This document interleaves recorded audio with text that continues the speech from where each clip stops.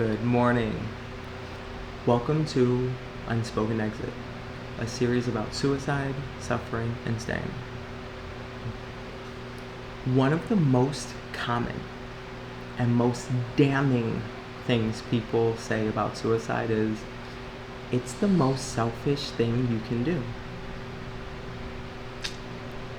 But is it? Let's stop and unpack that.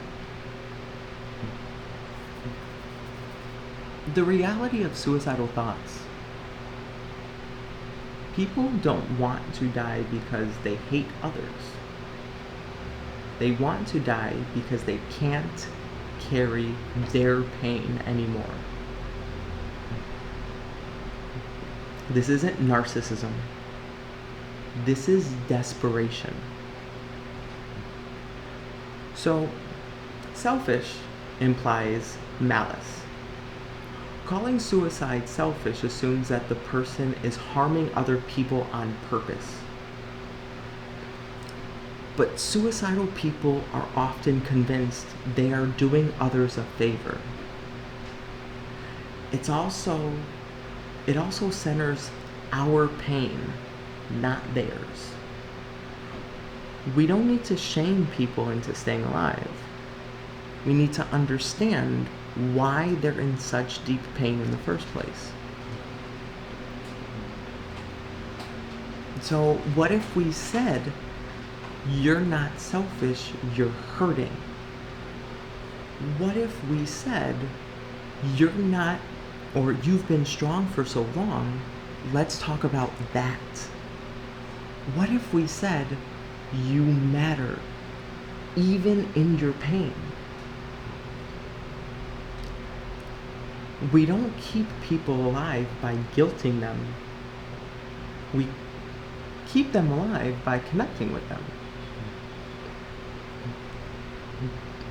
In order for connection to happen, we have to understand that suicide is not just this one-size-fits-all.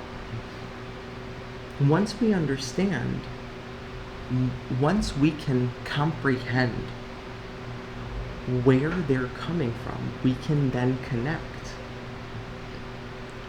It's not about justifying or rationalizing.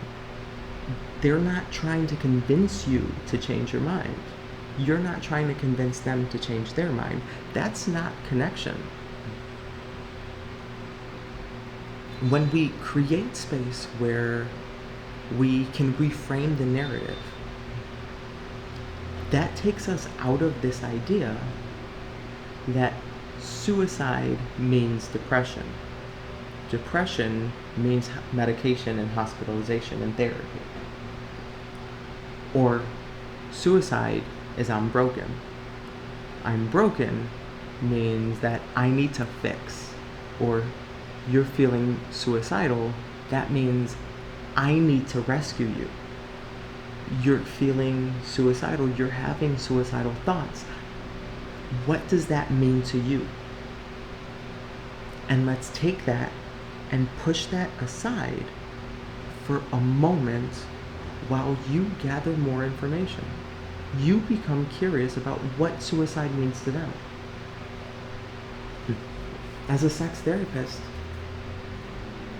I know what the definition of sex is, but I ask every single one of my clients, how do you define sex? As a sex therapist, I know what heterosexual and homosexual and gay and straight, and I know what all those labels are. But I ask my clients anyway, what does that mean to you? Asking what that means to them, what is suicide to them, isn't saying that you don't know or they don't know. It's being curious. Because let's face it, what my definition of sex is, chances are is not the same as yours. What I see things as being, chances are, that's not the same as yours. My definition, the way I see the world, comes from my background, my upbringing, my culture, my life experiences, early childhood shit, everything, every way that I have experienced the world then forms my understanding, my definitions, my way of describing.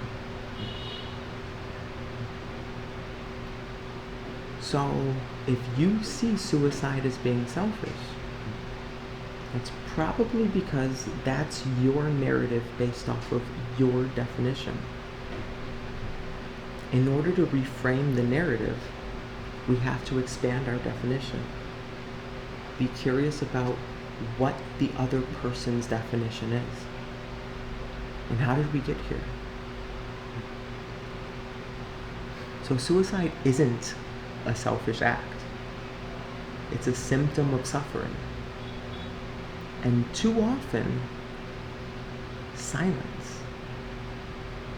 We have to get to a place where we replace judgment with compassion.